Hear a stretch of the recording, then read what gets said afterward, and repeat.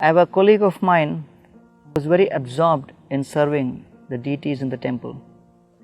Several years ago, he had set up an alarm to get up early in the morning because he would get up at 3:30 to wake up the deities at 4:30.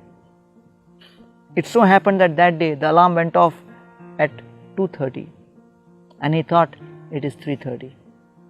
He did all his regular activities of taking a bath and becoming ready, and then without checking the actual time, he entered the deity room at 3:30 thinking it is 4:30. And so finally he actually blew the conch shell at 4 o'clock thinking it is 5 o'clock. It was 1 hour early. And those days many of us used to sleep in the temple hall.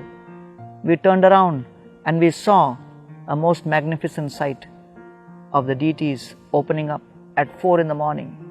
And many of us thought we never saw such a great dream before. And then someone realized that there has been a mistake made. They went and told the pujari. He closed the doors again. He realized he made a mistake.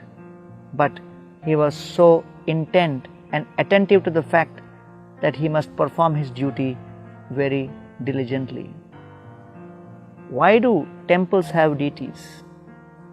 The temples have deities to give us an opportunity to relate with them, connect with them, and serve them.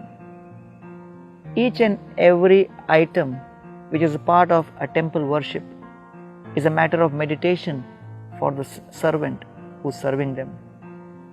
They think about how we can best perform this activity for the Lord's pleasure. Usually we are constantly looking upon each and every object in this creation, just like bags are scanned through the scanner in the airport. And when the person is looking inside the bag, he is only looking at sharp objects which cannot be taken inside the aircraft.